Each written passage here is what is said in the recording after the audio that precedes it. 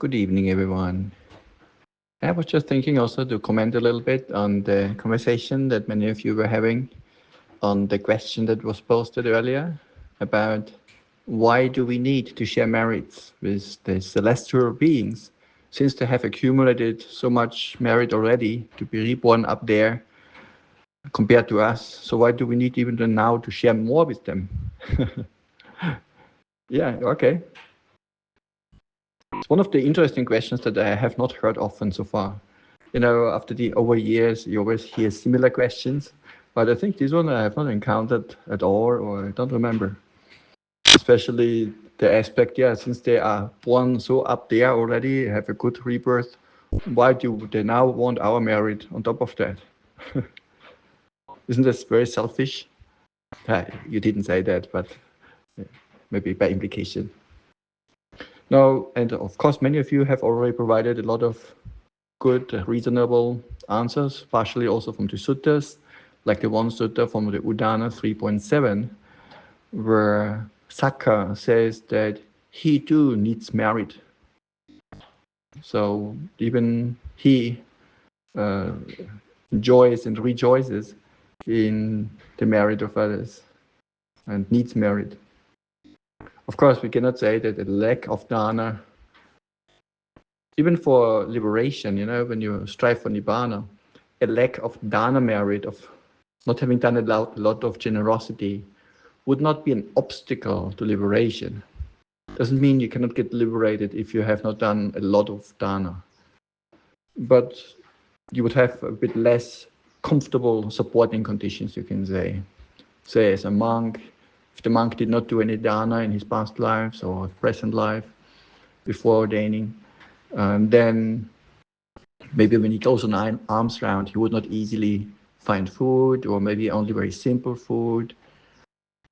And the same for lodging. There would be nobody. Whereas, on the other hand, if somebody has been very generous for lifetimes, and then with that generosity, even then later on the spiritual path, that generosity would make it easy for him to get alms food, or people might offer a whole kuti or dwelling and medical support and so on.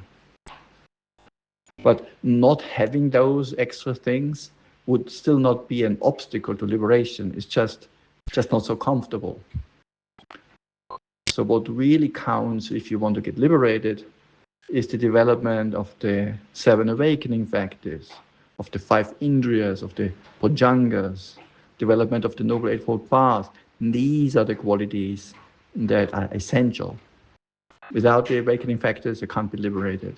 Without the 5 indriyas, starting with faith, energy, then mindfulness, concentration, and wisdom, without fulfilling those and accomplishing those, again, one cannot be liberated. But not having much dana is not an obstacle to liberation, but a good addition that makes the path maybe more comfortable, you can say. Also, somebody raised the point that sharing merits to all beings without exception is also good for us, for the one who shares merit. It's like a form of developing loving kindness and compassion for other beings, for all beings, like boundless metta and karuna. So the sharing of merit in itself is a wholesome act. And then if other beings can rejoice, or then they can also derive benefit. But just the sharing of merit in itself is also beneficial for the one who does and performs the sharing of merit. But it is also the case, but now not sure whether somebody mentioned that, but beings in the Deva realms, they mainly live of the fruits of their past good deeds, of their previous good karma that they have done, particularly based on virtue and generosity. But usually, while being a Deva, they're not making a lot of new good karma.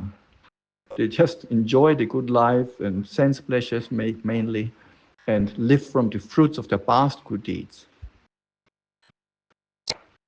And then, likewise, in the lower planes of existence, as a hungry ghost or animal, or even in hell realms, at that time also beings enjoy, so to speak, the fruits of their past deeds, but in this case it's of the unwholesome karma that will produce unpleasant results. But again, with little opportunity or even no opportunity in some planes of doing anything wholesome down there. So you just consume the fruits of your past deeds, and once much of the past bad karma has been consumed, so to speak, and experienced, you gradually can come up again into better planes of existence. So the same in the celestial planes, where one consumes mainly the fruits of one's past good deeds, but again with little opportunity for making new merit.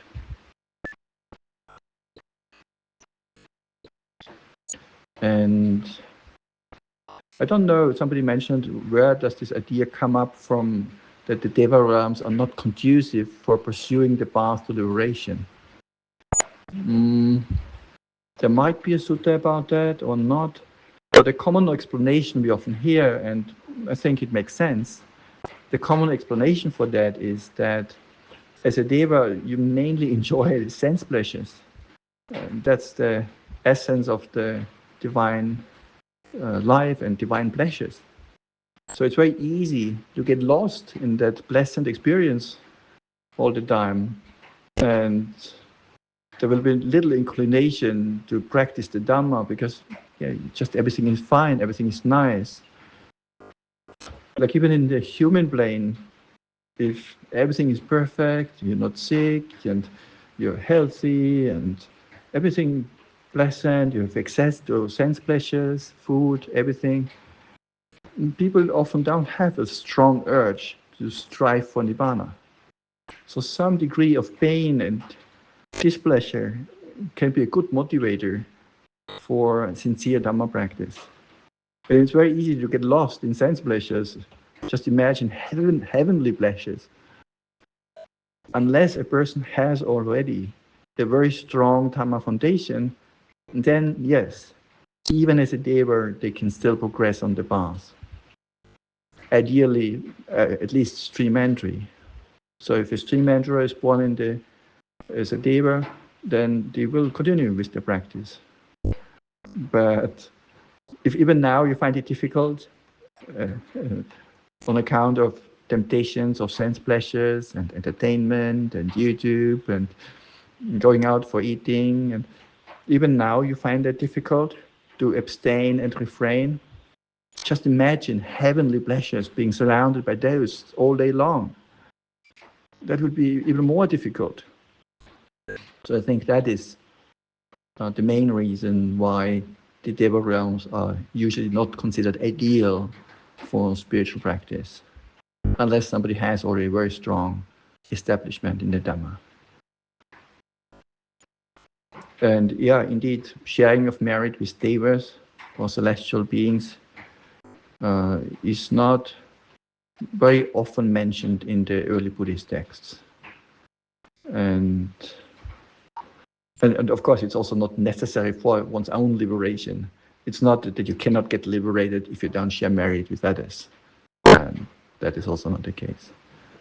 It wouldn't be an obstacle to one's own meditation if one does not share merits. You could say it's a missed opportunity to do something good for others out of care and compassion, but it's not unwholesome not to share merits. Having said that, there's a sutta in the Udana 8.6. I have prepared that I can read out a short passage. Quite interesting. It says, "In that place where he makes his dwelling, having entertained the wise and virtuous here, the restrained who live the spiritual life, he should dedicate a gift to the Devatas who are in that place." So a wise person, in other words, who gives to ascetics and to monks and nuns, he should dedicate the gift to the Devas who are in that place. Honored, they pay honor. Revered, they revere him. Thereafter, they have compassion on him as a mother on her own son. A man whom the Devatas have compassion on always sees what is auspicious. So it seems that by giving gifts to the Devas or in their name, the Devas do derive benefit from that and they like that. It's not that they depend on that in the same way as maybe a hungry ghost would depend on that, but they still enjoy and appreciate that, and they have compassion on him, and they may also protect him in certain circumstances. One of the benefits of loving kindness is, for example, that the Devas protect one.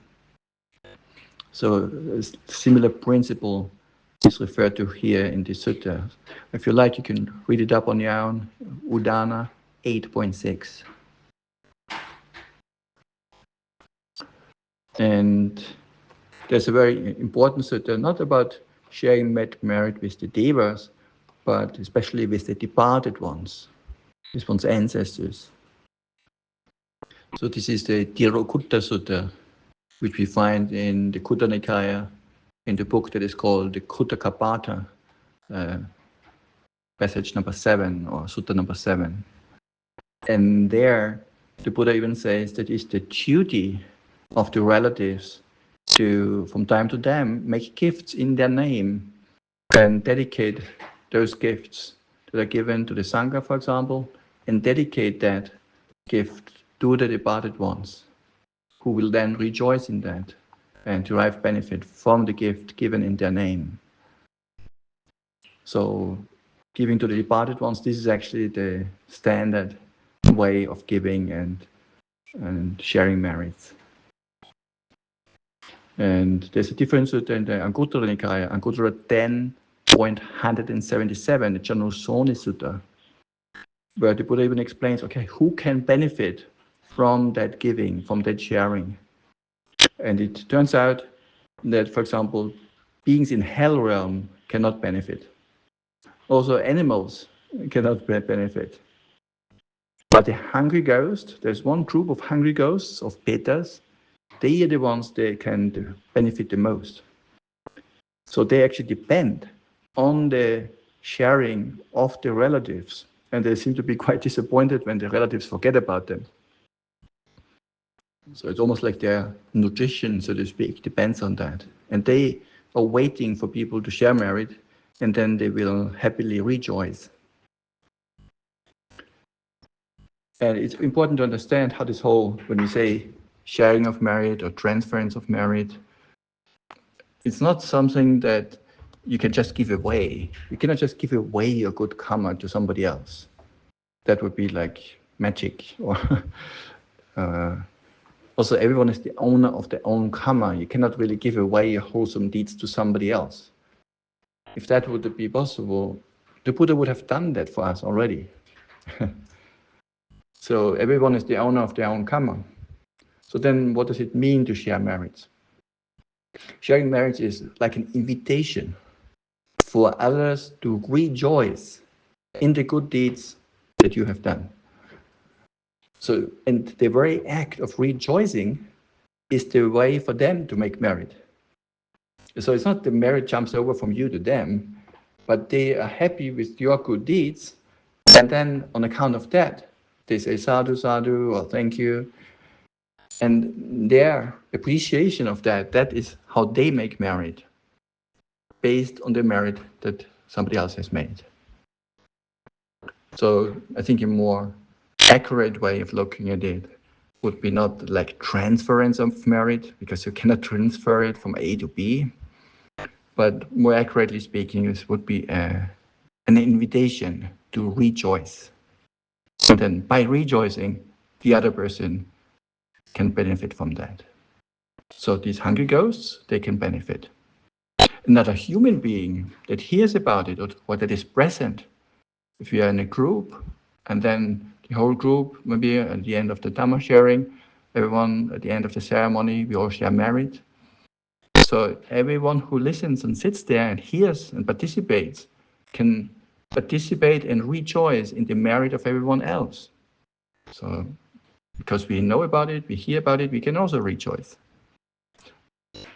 But if one's relatives are reborn, maybe as a ghost, or let's say as an animal, as a dog in Uruguay, or as a butterfly in Japan.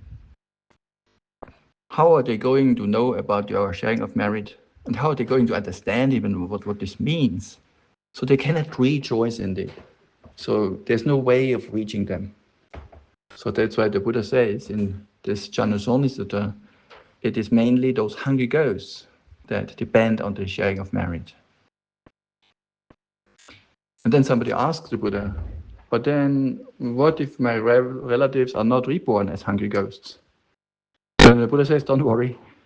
Over this long course of samsara, the cycle of birth and death, oh, you had so many mothers, fathers, sisters, brothers, so many relatives, almost so much so that almost everyone was at some point maybe a relative of you.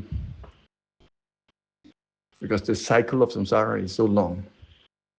And then even in the worst case scenario, if really no being were around to rejoice and hear your sharing of merit, even then, the Buddha says, the very act, the wholesome act of sharing merit is in itself wholesome for the one who is doing the sharing. So it's still nothing lost.